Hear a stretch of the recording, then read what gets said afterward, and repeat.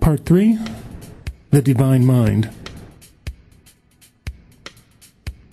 A central tenet in the law of attraction is the emphasis placed on the magnetic and creative energy of the mind.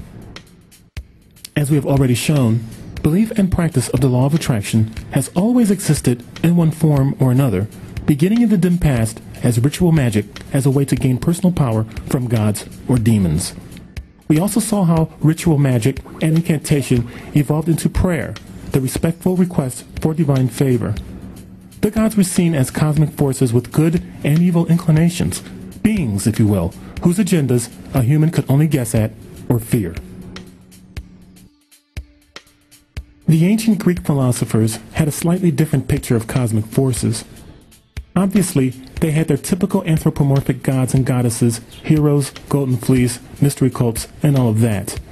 But the Greeks also had their own twist on the age-old pursuit of determining what made up the cosmos and how it worked.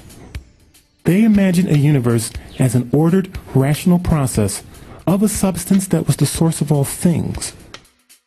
Opinions were considered about the nature of this substance among the Greek philosophers, ranging from fire, air, water, and earth. But it was the pre-Socratic philosopher Anaxagoras who came up with a cosmology in which he described the first principle as a divine mind or intelligence. Anaxagoras said that the physical was infinitely divisible and motionless, unless moved by this mind, which he called nous. The Greek philosophers Heraclitus and Zeno both described the first cause as logos, Greek for word or reason, which was an infinite divine fire which operated in the same systematic fashion as Anaxagoras' nous. This logos was a divine intelligence that was infused within all of existence. Zeno and the Stoics also believed in predestination, where humanity's fate was tied to a divine plan that human beings were unable to escape. Everything that happens to you is part of this divine plan, the Stoics said. So you might as well suck it up and learn to foster indifference to events in the world, because you are not free to change anything. There are no accidents. There is no free will. Everything exists to further the divine plan. In the 1st century CE, during the time of the historical Jesus, there was a Jewish philosopher who lived in Alexandria who went by the name of Philo. Philo combined Jewish and Platonic ideas into a cosmology in which he claimed that God was totally transcendent, unmoved, and unconcerned about the affairs of this world. Outside of this God is eternal matter, evil and formless. Since God can have no connection to the corrupted state of the physical, the Logos, as the reason and spoken word of God, functions as the mediator between God and humanity. But by the end of the 2nd century CE, a radical new definition of Logos is presented.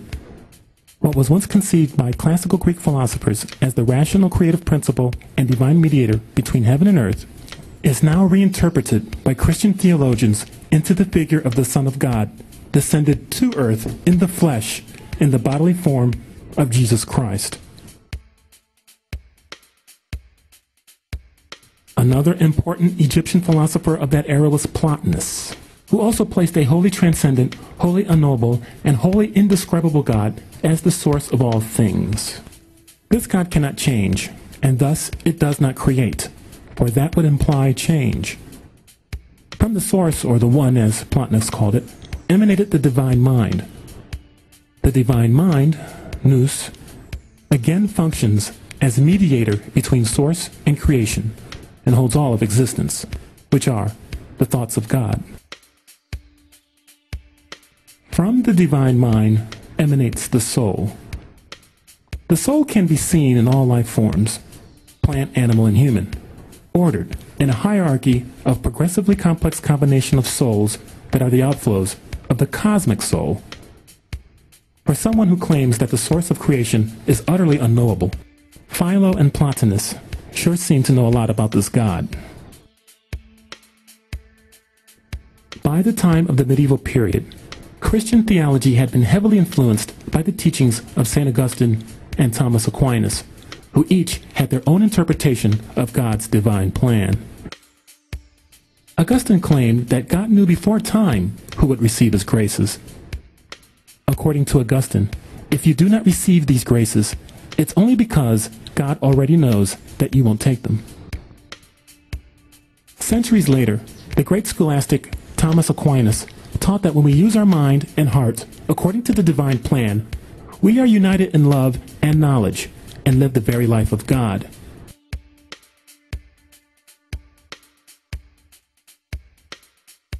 And yet, this divine plan is unknown, which sounds a lot like Philo and Plotinus, and also a bit like the modern explanation of the law of attraction, where the emphasis of being in sync with the divine plan is the key in having your abundance manifest in your life. Next, alchemy and medieval magic.